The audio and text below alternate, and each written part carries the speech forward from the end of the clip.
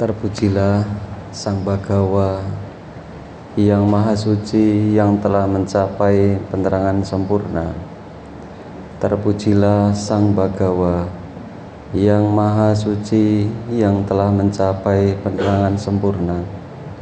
Terpujilah Sang Bhagawa yang Maha Suci, yang telah mencapai penerangan sempurna. Selamat malam. Namo Sang Hyang Adibudaya, Namo Buddhaya. Ibu, bapak, saudara, saudari sekalian yang berbahagia, pada kesempatan malam hari ini masih di suasana yang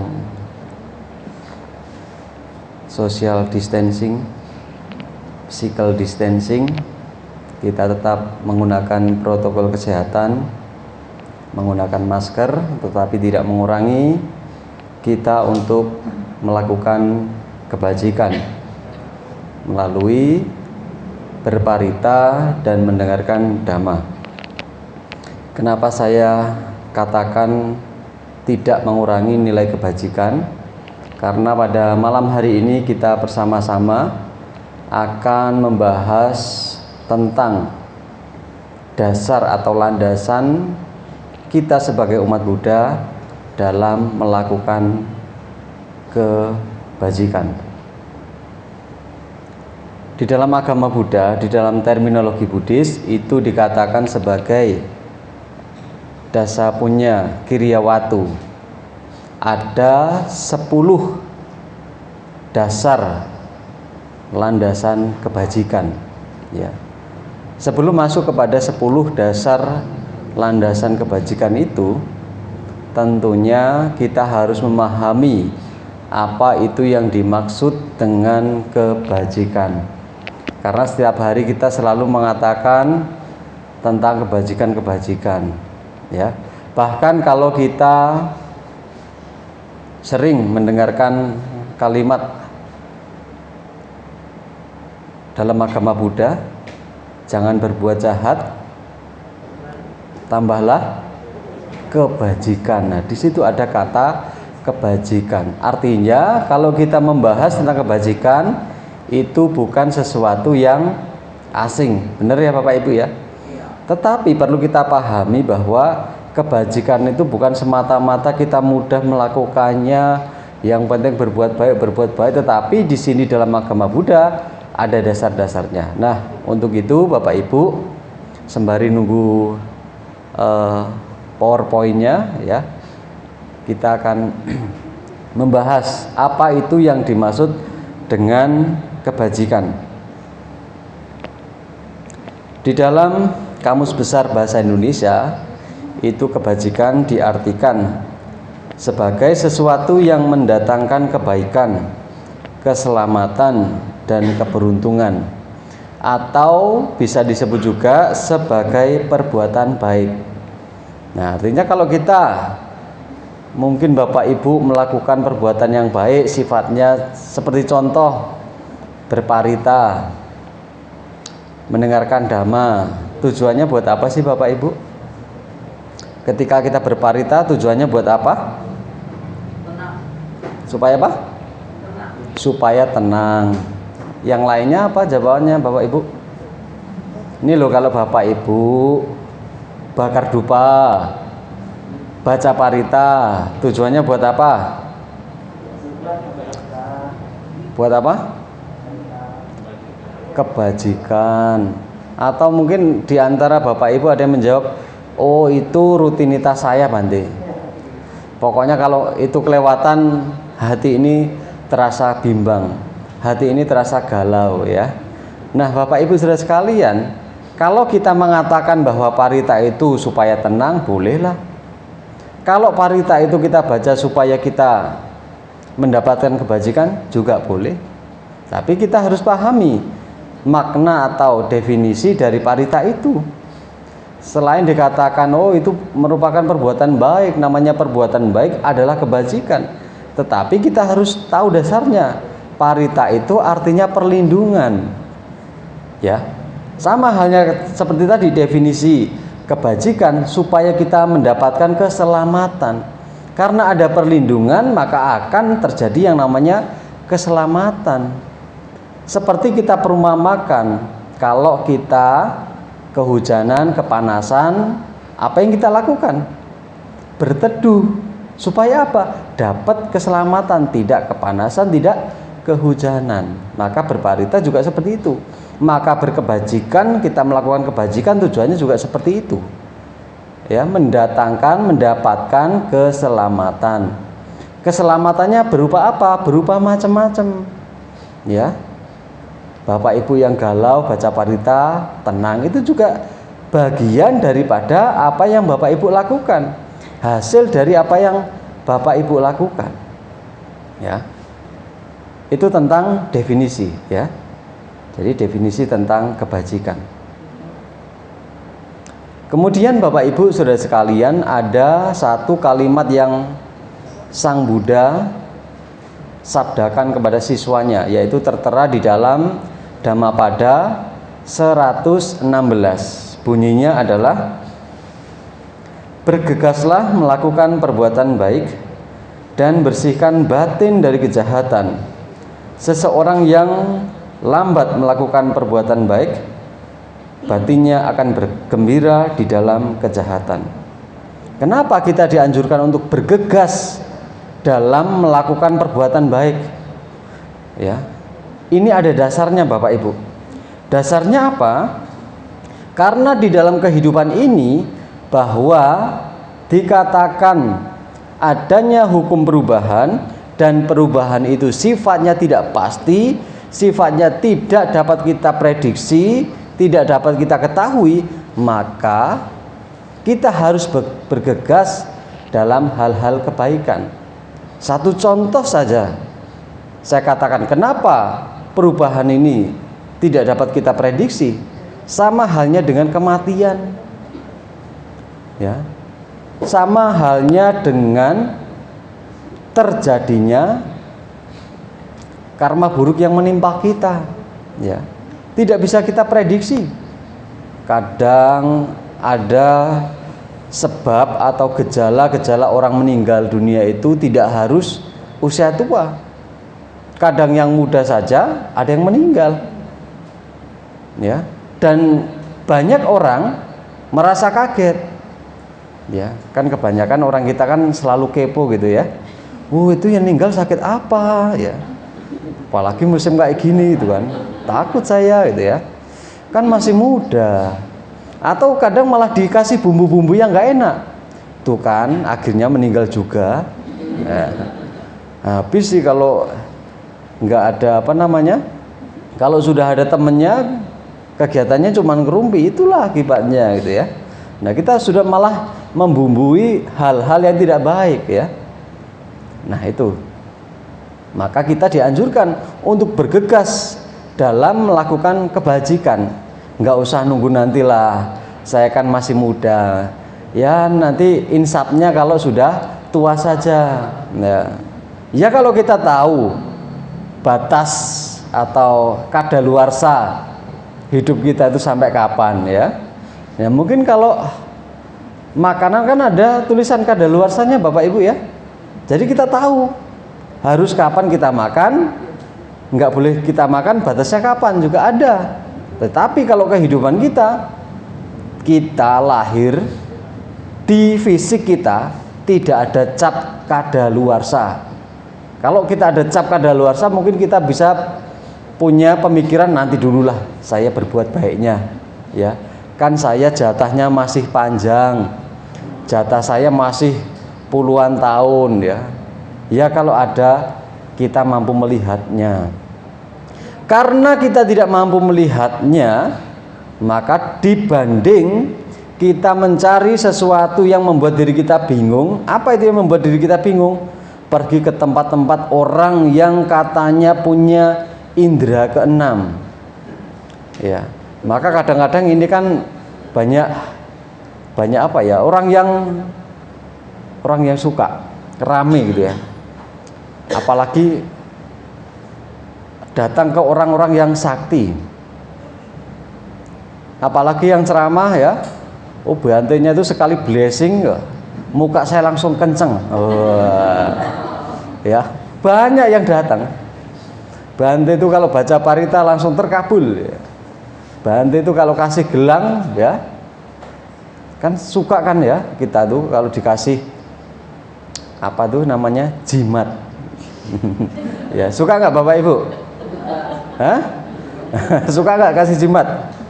Kalau orang Jawa itu mengatakan jimat itu ada kepanjangannya. Jimat itu kepanjangannya apa? Barang siji dirumat. Ya. Mudah nggak Bapak Ibu? Ya, terjemahnya di bawah ini. Ya. Artinya apa? Barang satu dirawat. Ya. Itu jimat. Lah mungkin Bapak Ibu kalau mensakralkan sesuatu benda, kalau dulu masih rame-ramenya apa namanya? Batu akik.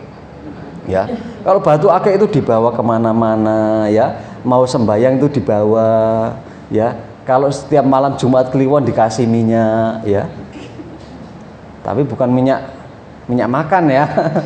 Ya, akhirnya dianggap ini adalah sesuatu yang sakral, ya kan, seneng dengan gitu. Nah, tetapi Bapak Ibu, kita nggak usah berpikir panjang, harus pergi kemana, harus kepada siapa saya berguru. Yang terpenting ketika kita memiliki pengetahuan, memiliki keyakinan kepada Tiratana, saya berguru, berlindung kepada Tiratana, Buddha, Dhamma, dan Sangha. Ini adalah permata yang mulia. Namanya permata Bapak Ibu, mahal nggak harganya? Apalagi 3 permata, nggak hanya 1 permata. Kita itu memiliki 3 permata yang mulia. Kalau kira-kira Bapak Ibu ini sudah memiliki 3 permata yang mulia, permata ini yang 3 ini ditukarkan dengan 1 truk batu bata. Mau nggak Bapak Ibu? Nggak mau. Artinya apa? Kalau kita sudah memiliki keyakinan teguh kepada Tiratana, apapun godaannya, apapun iming-imingnya, ya, ini permata, nggak boleh saya tukarkan dengan hal-hal yang lain. Keteguhan. Maka ketika kita sudah memiliki keteguhan, apa yang akan kita lakukan? Kita memiliki keyakinan. Yang kita lakukan hari ini akan mendatangkan hasil yang baik. Maka disebut sebagai kebajikan. Ya, ada kebajikan. Kalau kita sebagai umat Buddha harus memiliki pandangan benar. Ya, pandangan benar tentang apa? Tentang hukum sebab akibat. Kalau di dalam Paticca Samuppada dikatakan dengan adanya ini maka terjadilah itu. Dengan tidak adanya ini maka tidak adalah itu. Ya, Bapak Ibu, seperti itu. Hukum sebab akibat. Ya, ada sebab, ada akibat. Mungkin Bapak Ibu menganggap sesuatu yang sepele. Kita ini ketemu seperti ini, bisa ketemu. Kita bisa kenal, kita bisa akrab. Ini adalah adanya hukum sebab akibat. Orang saya rumahnya di Lampung loh Bapak Ibu. Jauh kan? Kita nggak ada janjian, yuk kita ketemuan di Wihara Dharma Suba, nggak ada.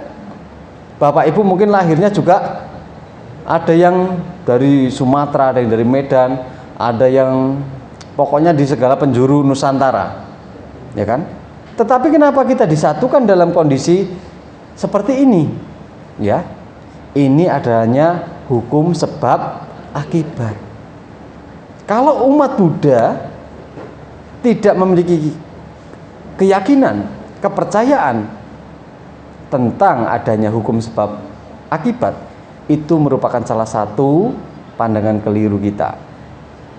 Nah, di sini Bapak Ibu masih ada yang ragu nggak tentang hukum sebab akibat? Siapa yang ragu angkat tangan? Ada yang ragu? Sekali lagi saya tanya, ada yang ragu tentang hukum sebab akibat?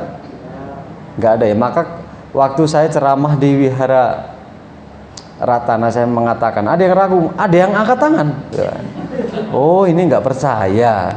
Baiklah, kalau nggak percaya, Bante mau kasih eksperimen langsung, percobaan. Ibu nggak percaya? Enggak dia.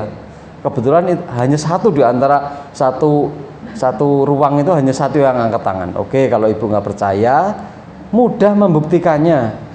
Ya, sekarang tinggal pegang telinga sampingnya, teman sampingnya, dijewer, kira-kira bales atau enggak itu ya.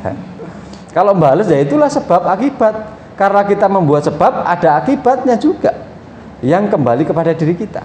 Nah, maka itu tentang kebajikan. Ya, oke, kita lanjut ke slide berikutnya. Nah, maka dasa punya kiryawatu ini Bapak Ibu ya. Ini di dalam Itiwutaka A 223. Punya itu disebut sebagai kebajikan ya. Bisa dilihat ya Bapak Ibu di layar, di monitor ya. Lalu punya kirya adalah berbuat kebajikan. Punya kiryawatu disebut sebagai landasan untuk berbuat kebajikan ya. Jadi itu. Lalu kita lanjut ke slide berikutnya. Saya ngelihat di handphone aja Bapak Ibu ya. Saya nanti sakit leher kalau lihat ini terus ya. Ya, Bapak Ibu saudara sekalian, maka tentang dasa punya kiryawatu itu, namanya dasa itu adalah 10, ada 10 bagian, yang mana 10 bagian itu dibagi atas 3 kelompok ya. Dibagi atas 3 kelompok. Yang pertama adalah dana mayang ya. Perbuatan bajik dengan melalui praktek berdana, memberi. Kemudian adalah sila mayang, adalah perbuatan bajik melalui praktek kemoralan.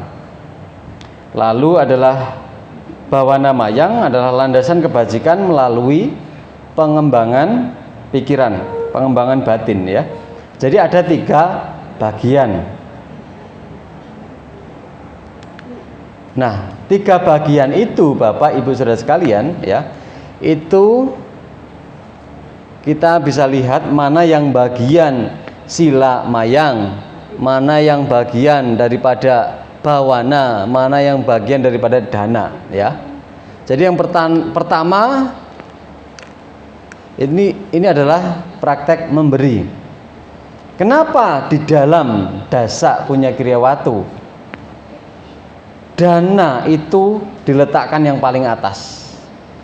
Ada yang Bapak Ibu bisa memberikan jawaban? Kenapa nih kok dana ditaruh di atas? Kenapa dana ini enggak taruh di poin 10? Paling mudah gitu, paling mudah. Ya bener, paling mudah dilakukan.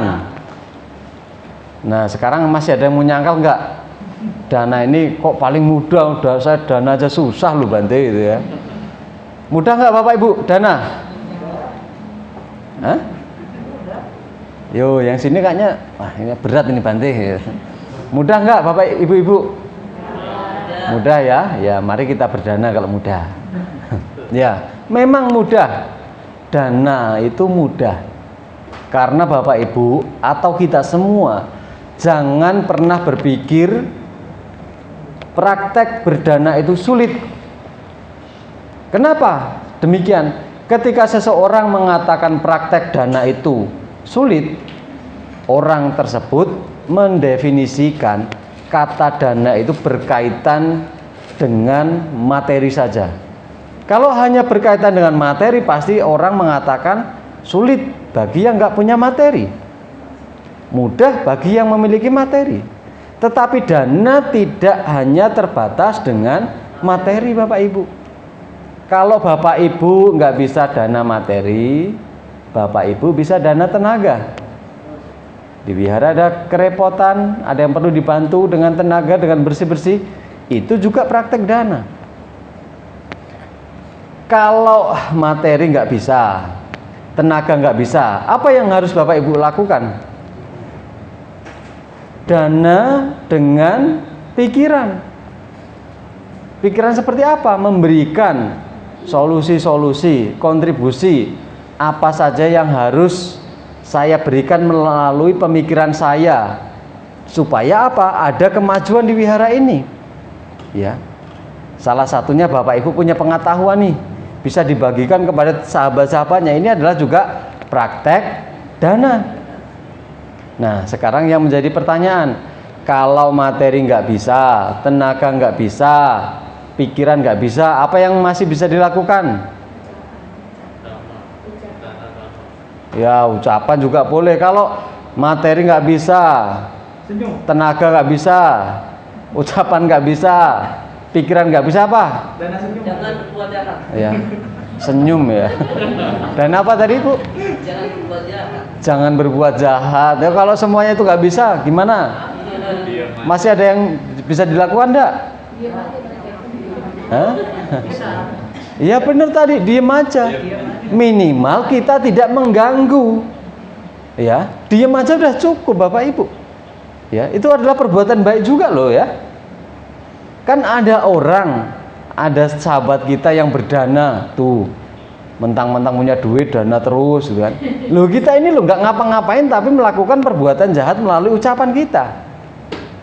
Ya, tuh mentang-mentang sekolahnya tinggi, sekarang ngasih pelajaran kita yang berat-berat. Itulah, ada orang berdana, kita tidak berdana, tetapi malah kita berbuat buruk melalui ucapan kita. Ya, yaitu terakhir, kalau nggak bisa ngapa-ngapain, nggak bisa dana ucapan, nggak bisa dana materi, minimal kita tidak mengganggu. Cukup itu. Cukup ya Bapak Ibu ya. Ya udah kalau cukup. Mudah loh Bapak Ibu ya. Nah, maka praktek dana ini diletakkan paling awal karena paling mudah.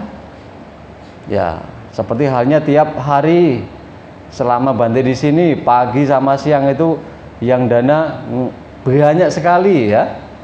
Itu juga praktek memberi. Ya, praktek memberi. Nah, jangan sampai ketika kita tidak terlibat dalam kondisi tersebut lalu merasa kecil hati. Memang saya nggak punya apa-apa, jadi saya nggak bisa datang ke wihara, saya malu datang ke wihara ya. Nggak boleh seperti itu Bapak Ibu. Justru kalau seperti itu, kita sendiri mengotori pikiran kita sendiri. Kita sendiri malah membuat keruh pikiran kita. Bukannya tambah umur, tambah maju kualitas batin kita, malah semakin turun. Tuh kan, gara-gara punya komunitas di wihara, akhirnya kalau dana Bante, dana kepada sangga, nggak ngajak-ngajak saya nggak punya apa-apa, ya mending diem lah. Nah itulah kadang-kadang kita menggerutu, nggak ngomong nih ya, nggak ngomong, nggak keluar suaranya, tapi dalam pikiran sudah menggerutu. Itu adalah karma buruk Bapak Ibu. Ya, makanya pikiran kita itu dikondisikan yang baik. Saya bersyukur, saya merasa senang teman-teman saya bisa berdana kepada anggota sangga yang wasa di sini. Minimal seperti itu, kita turut berbahagia apa yang dilakukan oleh orang lain. Jangan sampai diputus, kan? Kita berpikir yang jelek-jelek. Lalu ada yang mungkin bertanya, ya percuma saja kalau saya berdana ya. Toh yang sudah berdana banyak umatnya. Apalagi kalau siang yang berdana itu banyak, makanannya berlimpah. Bantenya cuma 2, paling yang dimakan cuma dikit. Makanan saya nggak dicicip, kan saya sakit hati ya. Ya itu malah kita sendiri yang menjadi salah, ngotorin pikiran kita sendiri. Ya makanya ada pertanyaan, boleh nggak Bante? Nah sekarang kita tahu dulu definisi berdana. Berdana itu apa sih Bapak Ibu? Berdana itu apa? Memberi ya. Memberi. Kalau kita lebih pertajam, definisi memberi itu apa sih? Nah, melepas. Ada barang yang kita pegang, lalu kita berikan kepada objek yang akan kita beri. Artinya barang ini kan berpindah tempat kan? Sudah lepas kan? Sudah bukan milik kita kan? Ini loh, ini yang harus dipelajari. Ini sudah bukan milikku. Lalu kalau sudah diberi, ini loh Bante, ini punyaku. Saya masak sendiri. tolong dimakan ya, itu kan.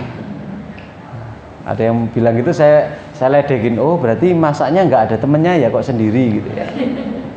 Ya. Nah inilah yang harus kita pahami. Ini yang awalnya menjadi milik kita, kita persembahkan di meja makan Bante. Ya, ini sudah bukan milik kita lagi. Akunya sudah dicopot akunya. Tadi kan ini punya aku, bener kan? Bapak Ibu dari rumah bawa masakan, bawa makanan, beli makanan.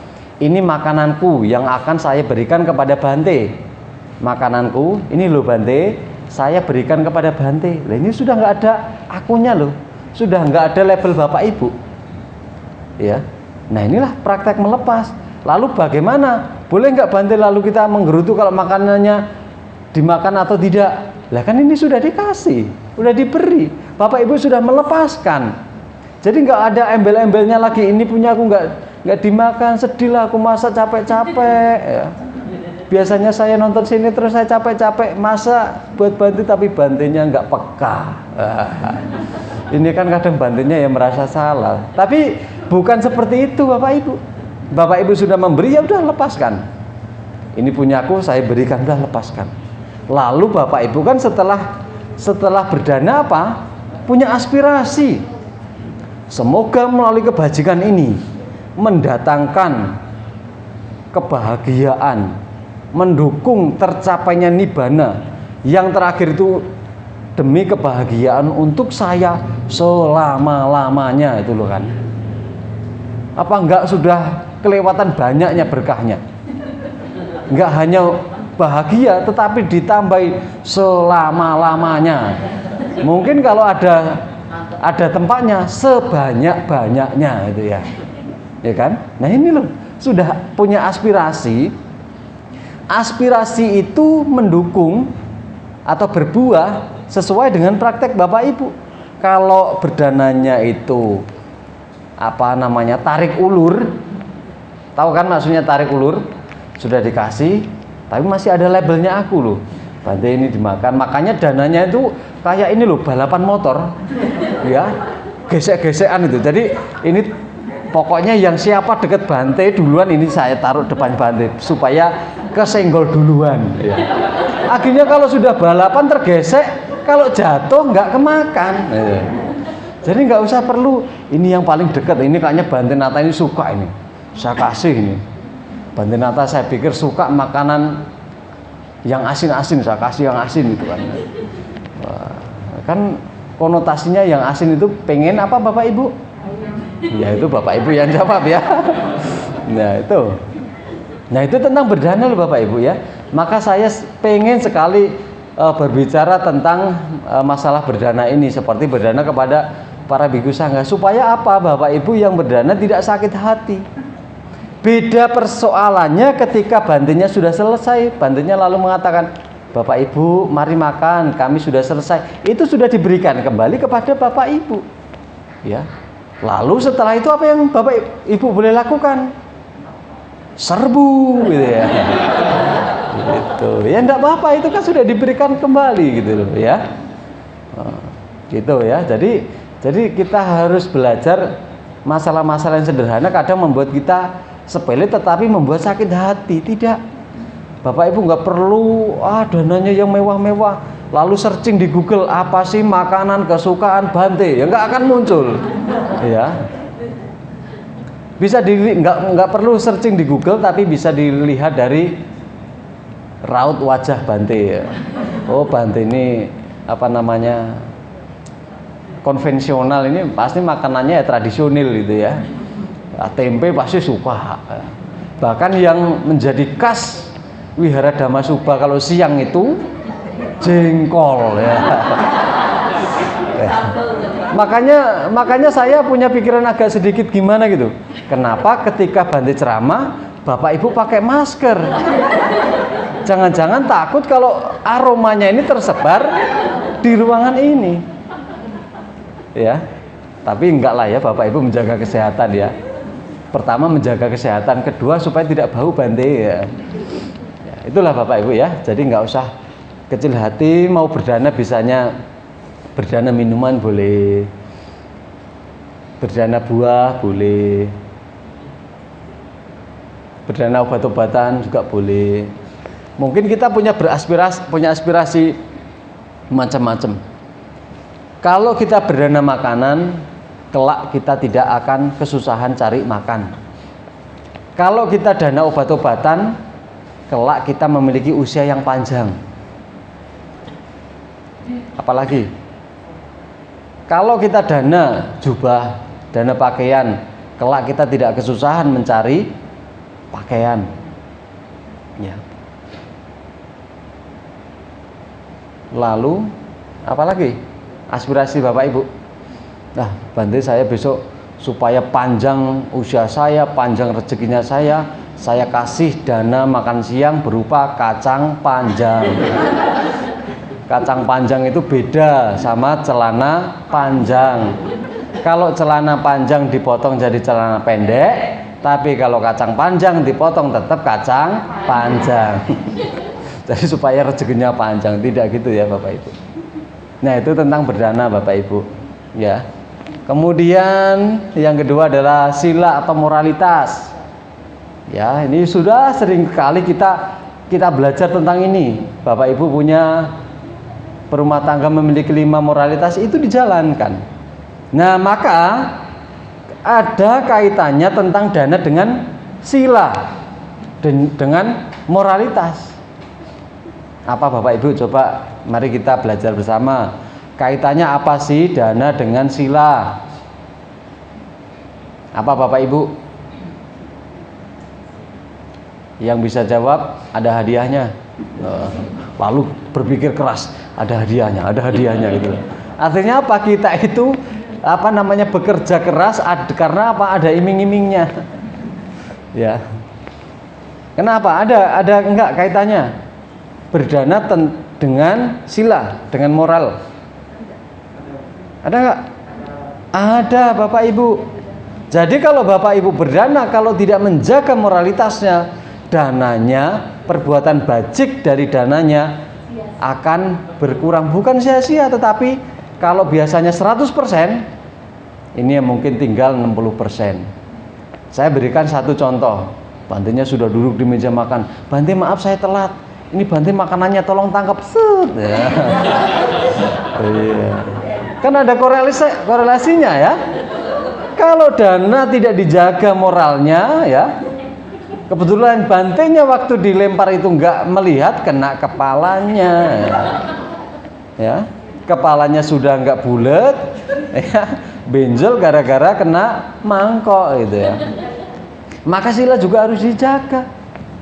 Saat memberi juga dengan penuh keyakinan, penuh sopan santun, ya, penuh tata cara etika. Apalagi kita itu orang Indonesia, etikanya itu selalu dijaga. Benar nggak? Ketika tanya orang saja, tidak hanya ucapan saja yang berperan, tetapi gerak badan kita juga ikut berperan. Contoh kalau sambil nyapa orang, atau Bapak Ibu nyapa Bante, gimana cara nyapanya? Gimana? Namo Buddhaya Bante sambil tangannya anjali. Karena dipikir anjali kurang mantep, sambil kepalanya ditundukkan ya. Kalau sudah disaut, nunduknya 2 kali. Iya gitu ya. Ya. Karena apa? Itulah etika. Memberi juga harus diberikan, harus ada etikanya, ya. Tapi etikanya juga dengan ketulusan juga. Jangan sambil maksa.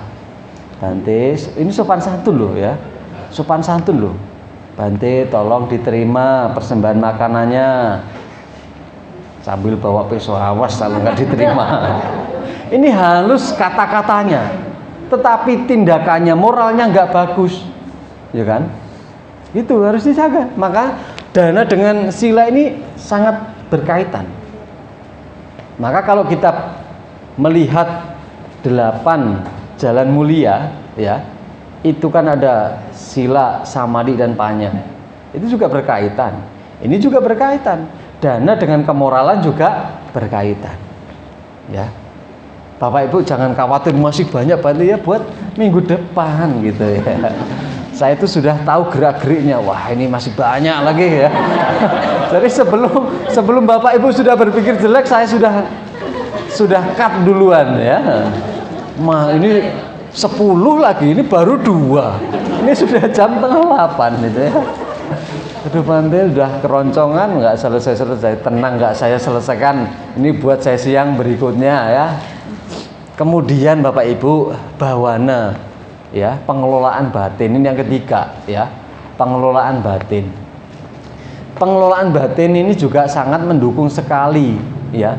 Mendukung sekali. Kalau moralitas kita tidak kita jaga, maka bawana itu juga tidak akan berjalan dengan baik. Makanya sebagai praktisi meditasi atau meditator ya, Bapak Ibu, kalau sudah kita meditasi hari apa? Ya, hari Senin dan Rabu ya. Kalau sudah hari Senin dan Rabu, wah meditasinya kenceng ya. Ini juga harus didukung dengan moralitas Bapak Ibu. Ya, tadi meditasi nggak Bapak Ibu? Sebelum dengerin dhamma, meditasi. Ya, kalau Bapak Ibu moralitasnya tidak dijaga saat meditasi, ini pikirannya ini melebihi migrain rasanya. Ya, kalau migrain sakitnya cuma sebelah, ini dua-duanya sakit. Waduh, tadi saya merasa bersalah. Di jalan mau ke sini saya nabrak ayam orang, mati lagi. Lalu saya kabur. Ya kan artinya apa? Menyesal. Sudah membunuh, ya, sudah berbohong karena melakukan pembunuhan, tidak berkata jujur gitu kan, ya.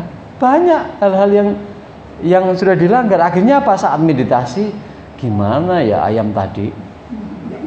Sudah diambil orang belum ya? Nanti kalau belum saya ambil deh gitu ya. Ya, nah ini loh ya. Maka harus dijaga moral kita, sila kita, ya. Supaya saat meditasi pikiran kita tenang. Ya, maka itu dapat terjadi karena apa? Ada rutinitas yang terus-menerus kita lakukan. Kadang kan banyak persepsi umum mengatakan, kalau sering dengerin dhamma gini, apa yang terjadi? Wah, ini susah Bante kalau dipraktekkan. Bante enak kalau ngomong. Kami yang jalani susah. Ini dari dulu sampai sekarang masih ada di kalangan, di pandangan umum.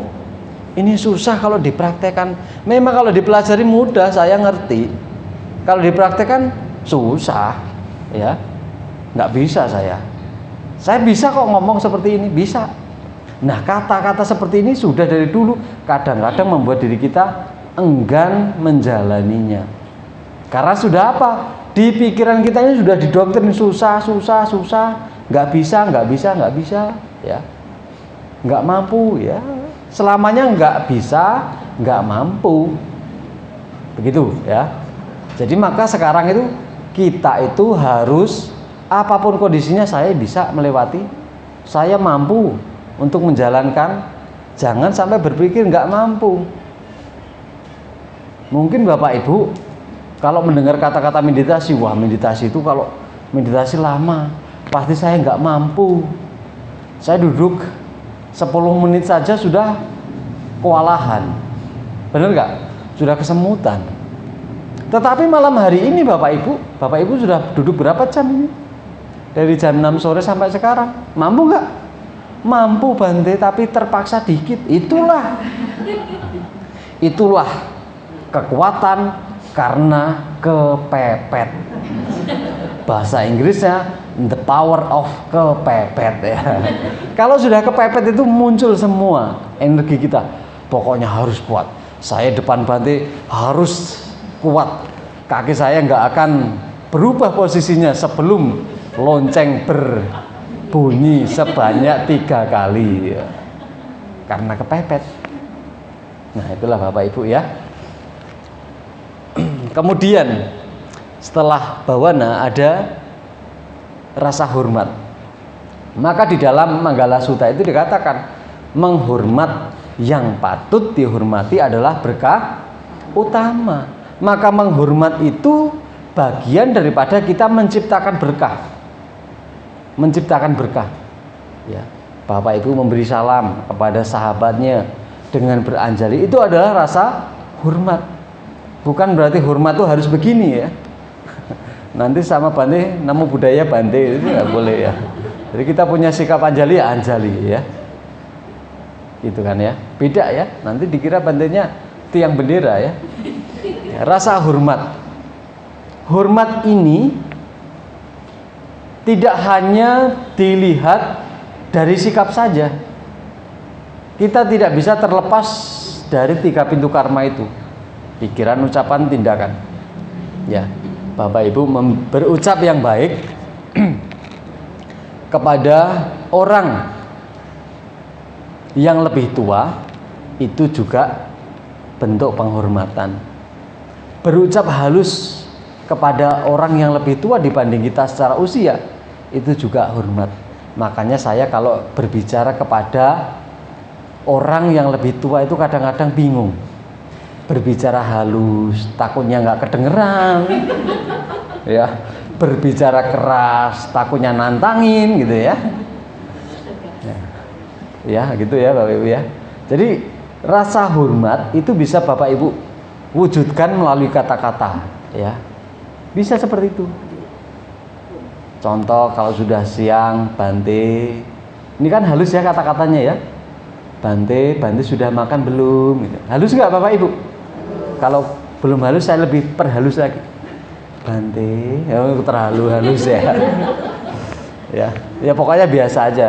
Bante sudah makan belum? Nah itu kan ada rasa hormat melalui kata-kata. Oh kebetulan belum Ibu. Yo ya udah kalau belum gitu ya.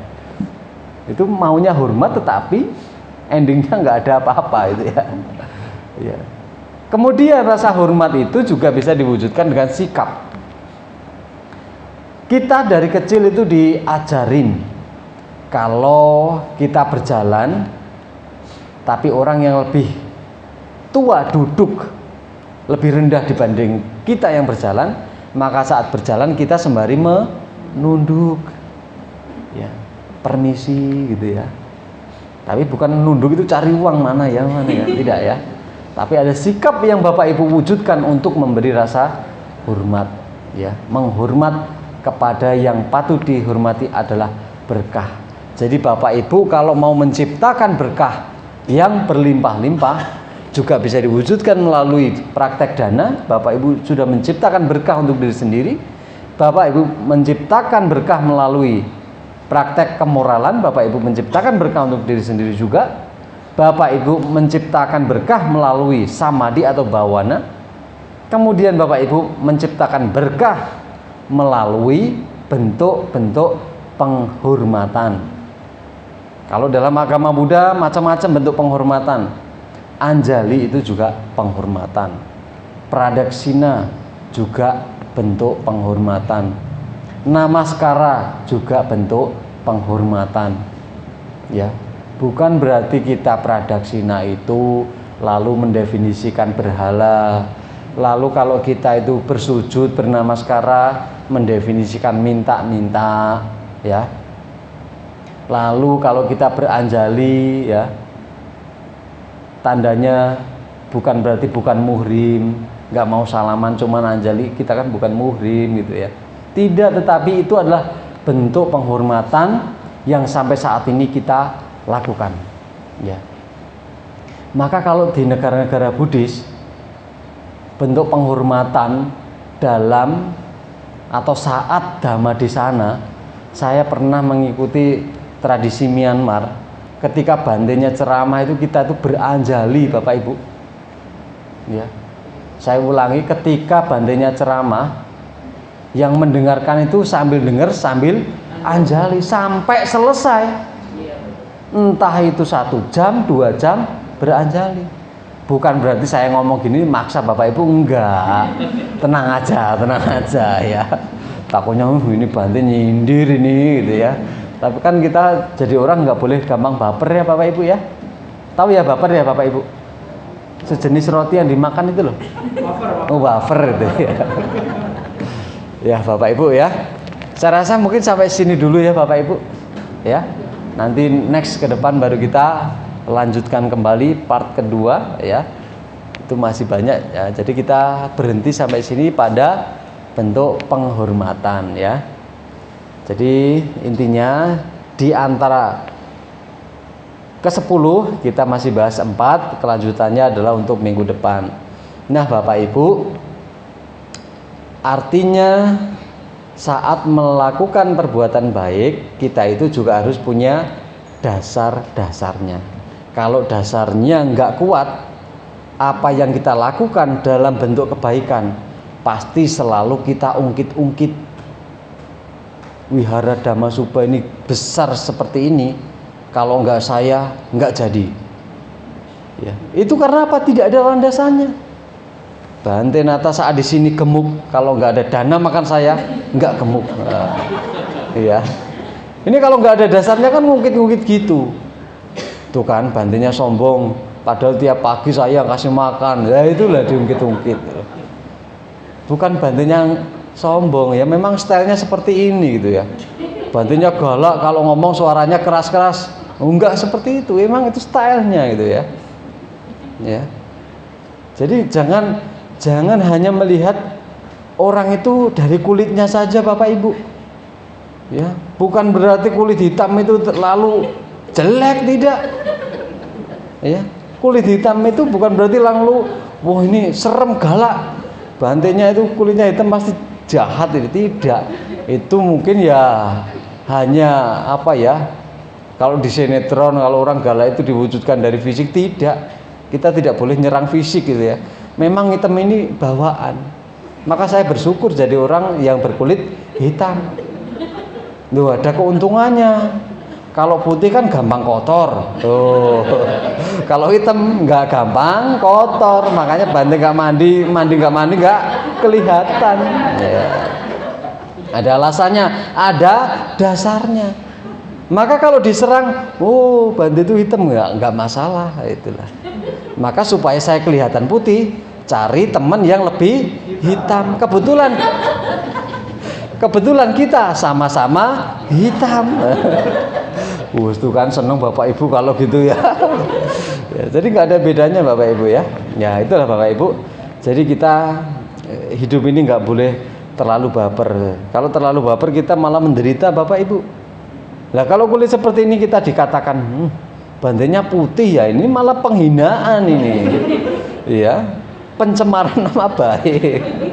Iya, tapi kalau kita menerima apa adanya, nerimo ing pandum, menerima apa yang kita miliki saat ini, bersyukur dengan apa kondisi saat ini. Jangan ngeluh. Kalau saya selalu ngeluh, mungkin saya nggak akan bahagia, nggak segemuk ini. Kenapa ya umat-umat kalau punya rambutnya bisa panjang-panjang, bisa diwarnai, ada warna hitam, warna merah, kuning, ungu, hijau, lumutan itu Bante ya. Ya. Maka ketika kita bersyukur, ya saya bersyukur nggak punya rambut, punya tapi dipotong ya, kepalanya gundul ya, ya bersyukur ya. Kalau bersyukur kan hidup kita bahagia. Ya pertama ngirit sampo lah gitu ya. Coba kalau punya rambut panjang kan repot ya, keringetan dikit bau, nggak keramas, nggak seger gitu kan ya. Ya kalau kita bersyukur seperti ini, ya bajunya cuma 2 setel ya nggak masalah, bersyukur. Ganti nggak ketahuan ya. Bajunya nggak harus repot-repot nyetrika gitu ya. Kan gampang kan? Itu kalau kita melihat segala sesuatu dari sudut positifnya. Maka jangan selalu mengeluh. Ketika mengeluh, kondisi kita bukan semakin bahagia, kondisi kita semakin menderita.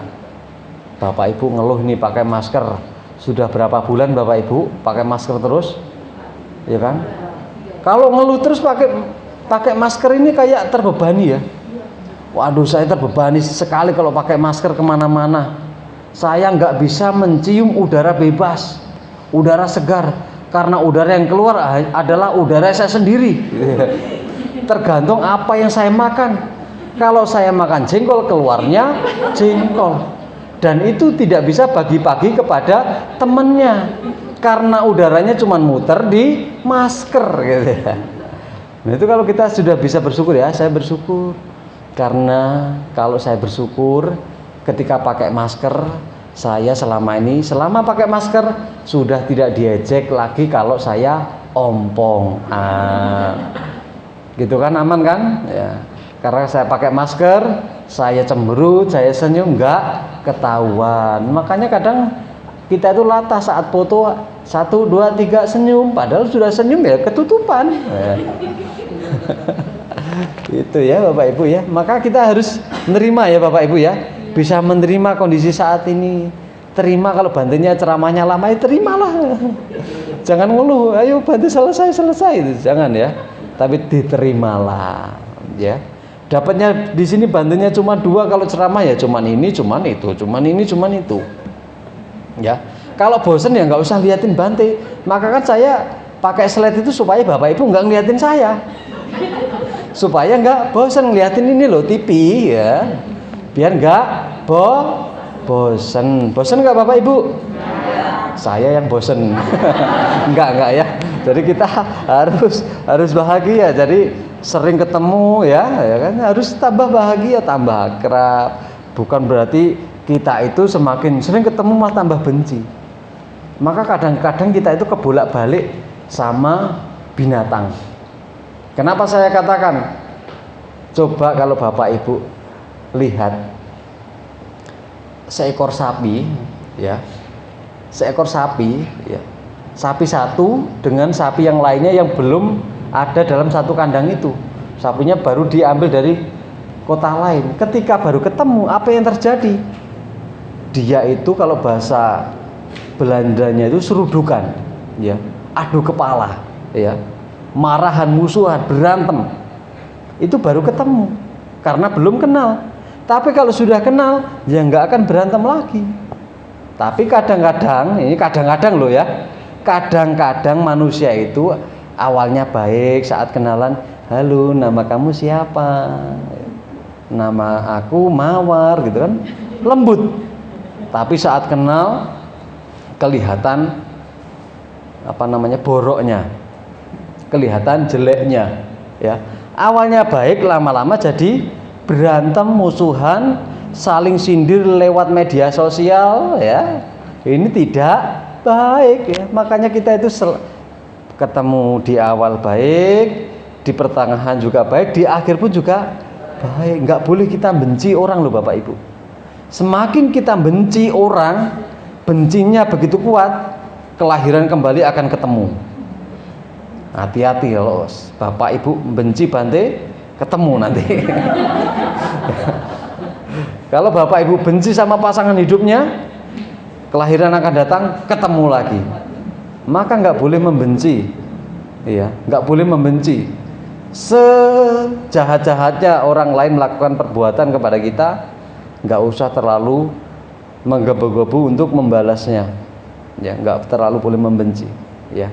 Itulah sebab musabab yang saling bergantungan yang harus kita pahami, ya. Oke lah, gitu aja ya Bapak Ibu ya. Semoga Bapak Ibu tetap bahagia, Bapak Ibu sehat, panjang umur, rezekinya murah dan maju di dalam dhamma. Sabi sata bawantu sukitata. Semoga semua makhluk hidup berbahagia. Oke.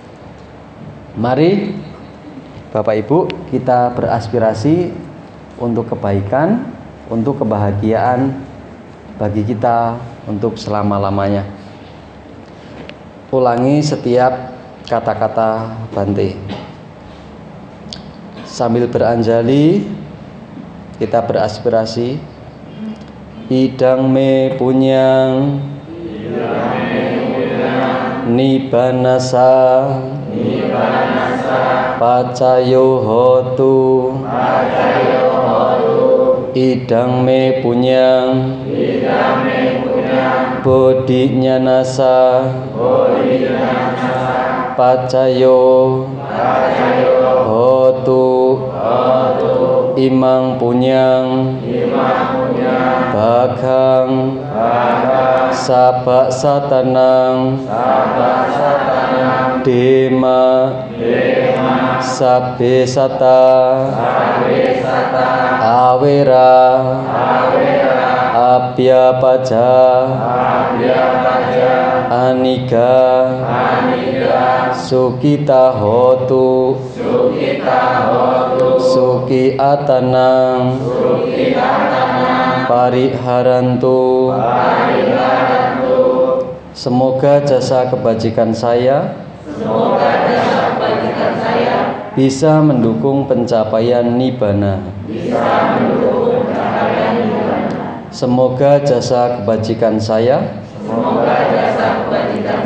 bisa mendukung pencapaian penerangan sempurna. Semoga jasa kebajikan ini melimpah kepada semua makhluk. Semoga semua makhluk bebas dari permusuhan, bebas dari penderitaan mental, bebas dari penderitaan fisik. Semoga semua makhluk berbahagia. Semoga semua makhluk bisa membawa dirinya masing-masing dengan penuh kebahagiaan. Sadu, sadu, sadu.